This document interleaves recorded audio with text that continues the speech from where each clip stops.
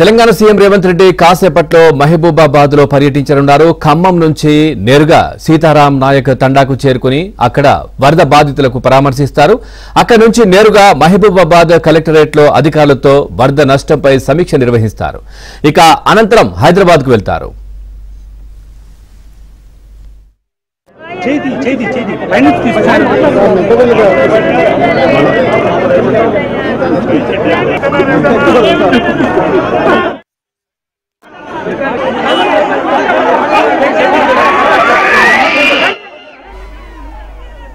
ఇక సీతారాం తండాను వరద ముంచెత్తిన విషయాన్ని మొదటిసారి ఏబిఎన్ ఆంధ్రజ్యోతి వెలుగులోకి తెచ్చింది. బాధితుల వీడియోను ఏబిఎన్ ప్రసారం చేయడంతో వరదల్లో చిక్కుకుని భవనాలపైన బిక్కుబిక్కుమంటున్న 100 మందిని పోలీసులు కాపాడారు. ఈ విషయం సీఎం దృష్టికి వెళ్లడంతో ఇప్పుడు ఇదే ప్రాంతంలో రేవంత్ రెడ్డి పర్యటిస్తారు.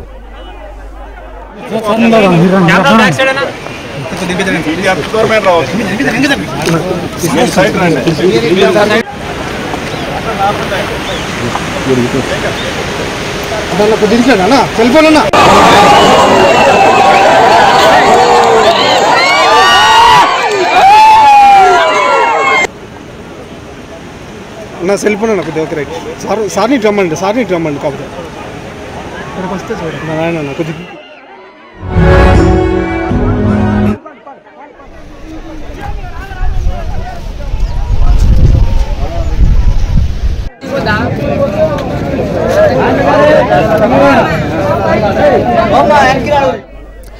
ఇక మరి కాసేపట్లో తెలంగాణ ముఖ్యమంత్రి రేవంత్ రెడ్డి మహబూబాబాద్ లో పర్యటించనున్నారు. ఖమ్మం నుంచి నేరుగా సీతారాం నాయక్ తండాకు చేరుకుని అక్కడ వరద బాధితులను పరామర్శిస్తారు. ఓవరాల్ గా సీఎం పర్యటనకు సంబంధించి మరింత సమాచారాన్ని మా కరెస్పాండెంట్ నవీన్ అందిస్తారు. నవీన్, పూర్తి డీటెయిల్స్ ఏంటి?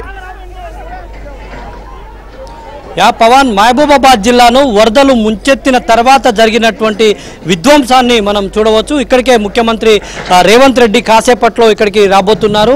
మనం ప్రస్తుతం మహబూబాబాద్ జిల్లా పురుషోత్తమగూడెం బ్రిడ్జి దగ్గర ఆ రోజు ఆకేరు వాగు ముంచెత్తింది. ఇక్కడనే మనం ఇక్కడ ఆ రోజు వచ్చినటువంటి జల విలయానికి ఏ విధంగా ధ్వంసమైందో ఇక్కడ దృశ్యాలను చూస్తే మనకు అర్థమవుతుంది. మొత్తం కూడా బ్రిడ్జికి ఆనుకొని ఉన్నటువంటి రోడ్డు అంతా కూడా పూర్తి స్థాయిలో పోయినటువంటి పరిస్థితి. ఇక్కడ బ్రిడ్జికి మనకు కనిపిస్తున్నటువంటి బ్రిడ్జికి 5 మీటర్ల నుంచి వాటర్ వెళ్ళడంతో ఈ సమీప ప్రాంతాలు ఏవి కూడా ఇక్కడ కనిపించకుండా పోయాయి. మొత్తం కూడా పంట పొలాలు, వేలాది ఎకరాల్లో పంట పొలాల్లో నీటి ఇసుక మేటలు వేసినటువంటి పరిస్థితి. ఇక్కడ కాసేపట్లోనే ముఖ్యమంత్రి రేవంత్ రెడ్డి ఇక్కడికి రాబోతున్నారు. దీని పక్కనే ఈ పురుషోత్తమగూడెం బ్రిడ్జికి ఆనుకొని సీతారాం నాయక్ తండా ఉంటుంది. ఈ సీతారాం నాయక్ తండా మొత్తం కూడా ఆ రోజు జల విలయంలో చిక్కుకుంది. ఆ తండా పైన భవనాల పైన బిక్కుబిక్కుమంటూ వాళ్ళు కాలం గడుపుతూ మనకు ఒక చిన్న వీడియోను పంపించారు. 25 సెకండ్ల ఈ వీడియోను మనం టెలికాస్ట్ చేయడం ద్వారా వెంటనే పోలీసు సిబ్బంది అప్రమత్తమయ్యారు. అక్కడ చిక్కుకున్నటువంటి 100 మందిని వాళ్ళు రెస్క్యూ చేసి కాపాడారు. అయితే ఇదే విషయం ముఖ్యమంత్రి రేవంత్ రెడ్డి దృష్టికి వెళ్ళింది.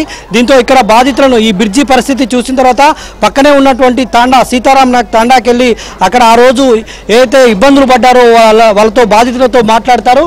తర్వాత ఇక్కడ బ్రిడ్జి సిచ్యువేషన్ చూడవచ్చు. అంటే వరద ఏ విధంగా ఎంత ఉధృతి ఉన్నదనేటువంటిది ఇక్కడ సిచ్యువేషన్ చూస్తే మనకు కనిపిస్తూ ఉంది. అవతల కూడా అటు మరిపడకు వెళ్ళేటువంటి ఇటు మహబూబాబాద్ అటు మరిపడకు వెళ్ళేటువంటి దారి ఇది. ఈ దారిలో మనం 365 జాతీయ రహదారి ఇది. ఈ జాతీయ రహదారి ఏ విధంగా విధ్వంసమైందో మనం చూస్తే తెలుస్తుంది. మొత్తం కూడా ఇటు 100 ఎకరాల్లో ఇసుక మేటలు వేశాయి. ఇది అంతా కూడా ఆకేరు వాగు. ఈ ఆకేరు వాగు వర్ధనపేట దగ్గర నుంచి వస్తూ ఉంది. అక్కడి నుంచి కూడా మొత్తం ఈ పరివాహక ప్రాంతం అంతా కూడా ఇదే విధంగా వరద బీభత్సం మనం ఏ విధంగా ఉందో మనం చూడవచ్చు. ఇక్కడ స్థానికులు ఉన్నారు. అసలు ఆ రోజు ఏం జరిగింది అనేటువంటిది తెలుసుకునేటువంటి ప్రయత్నం చేద్దాం. చెప్పండి, ఆ రోజు మీరు ఇక్కడే మీది ఎక్కడ మీరు ఆ రోజు ఎట్లా గమనించారు? అంటే ఆ రోజు మొత్తం మార్నింగ్ నుంచి ఈవినింగ్ వరకు జల్లులు వస్తున్నాయి. మళ్ళీ ఈవినింగ్ నైట్ టైంలో ఒకటేసారి సడన్గా వర్షం వచ్చింది. 45 సెంటీమీటర్ల వర్షపాతం నమోదవడంతో సడన్గా ఒకేసారి ఇక్కడ ఎడ్జెల చెరువు తెగిపోయింది. ఒకటేసారి జలప్రయాణం టైప్లో 3:30 నుంచి 5 గంటల లోపల ఈ ఉన్న చుట్టుపక్కల ప్రాంతాల మొత్తం వాటర్తో కమ్మేసినాయండి. ఆ తర్వాత సీతారాం తండా, ముఖ్యంగా మా గిరిజనులు ఉన్న తండా అది మెయిన్. ఆ తండాలో అందరూ ఆహాకారాలతోటి మొత్తుకొని అందరూ డాబాలపైకి వెళ్ళిపోయి స్థానిక ఎమ్మెల్యే రామచంద్ర నాయక్ గారి ఇన్ఫర్మేషన్ ఇవ్వడంతో ఎమ్మెల్యే గారు వెంబడే స్పందించి అధికారులను తక్షణమే సాయం చేయాలనే ఉద్దేశంతో అందరినీ పునరావాస కేంద్రాలకు తరలించి తరలించడం జరిగింది. ఆ లచ్చతండ దగ్గర పెట్టడం జరిగింది. ఈ ప్రయాణంలో కొన్ని వేల ఎకరాలు, కొన్ని లక్షల ఎకరాల్లో రైతులకు కొన్ని వేల కోట్ల నష్టం జరిగిందండి. వరి పొలాలు కానీ, ఇక్కడ కోళ్ల ఫలాలు కానీ, బంక్ కానీ ఏమైనా కానీ రైతులకు అయితే గిరిజన రైతులు మాత్రం తీవ్రంగా నష్టపోయారండి. ఇక్కడ మెయిన్ పశువులు, గొడ్లు, జీవాలు అన్ని టోటల్గా ఏం లేకుండా మొత్తం టోటల్గా ఈ జల ప్రయాణంలో మొత్తం కొట్టుకుపోయినాయండి. మెయిన్ సీతారాం తండా ముఖ్యంగా మా గిరిజనులు నివసించే సీతారాం తండా చాలా నష్టపోయిందండి. వాళ్ళకి పునరావాసం కింద కొత్త ఇల్లు నిర్మించి ఇందిరమ్మ పథకం కింద నిర్మించి మా స్థానిక ఎమ్మెల్యే గారికి మేము రిక్వెస్ట్ చేస్తున్నాం. వాళ్ళకి ఇక్కడ నుంచి వేరే ప్రాంతంలో షిఫ్ట్ చేసి వాళ్ళని ఎప్పుడైనా ప్రమాదం ఉంటుంది కాబట్టి వేరే ప్రాంతంలో తరలించాలని మనం చేస్తున్నాం. ఇంకొక ముఖ్య విషయం ఏంటంటే ఇక్కడనే యంగ్ సైంటిస్టు మా గిరిజన యువతి తల్లి తండ్రి ఇద్దరు ఎయిర్పోర్ట్ పోతుంటే మార్నింగ్ ఇదే ప్లేస్లో 3:30-4 గంటల ప్రాంతంలో ఈ వరద తాకిడికి కొట్టుకుపోయి చనిపోవడం జరిగింది. కావున వారిని కూడా మా ముఖ్యమంత్రి రేవంత్ రెడ్డి గారు మా గిరిజనులకు అందరికీ వాళ్ళ నష్టపరిహారము రైతులకు అందరికీ మంచిగా ఆదుకోవాలని మేము మా రైతుల తరఫున మా గిరిజనుల తరఫున వేడుకుంటున్నామండి. ఇంత పెద్ద విపత్తు జరిగినప్పుడు గతంలో కూడా ఎవరు ముఖ్యమంత్రులు ఇక్కడికి రాలేదు. ఈసారి ముఖ్యమంత్రి రేవంత్ రెడ్డి వస్తున్నారు మీ సమస్యలు తెలుసుకునేందుకు. ఇక్కడ జరిగినటువంటి నష్టాన్ని ఏ విధంగా వివరించబోతున్నారు? మాకైతే ఇప్పుడు వస్తున్న ముఖ్యమంత్రి అయితే మాకు ఖచ్చితంగా హామీ ఇస్తారని చెప్పేసి నమ్మకం ఉన్నది. మాకు న్యాయం చేస్తాడని చెప్పేసి మేము అనుకుంటున్నాము. ఇది పరిస్థితి పవన్. మనం చూడవచ్చు ఏ విధంగా వరద విలయం ఇక్కడ సృష్టించిందో.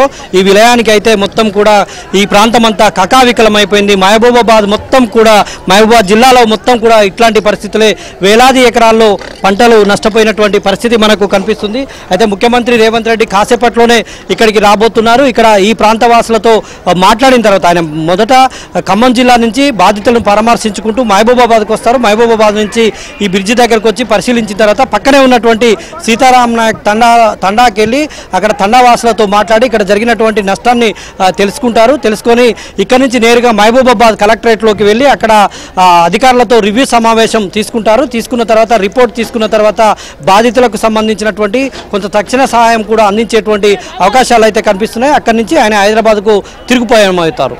Pawan, thank you Naveen.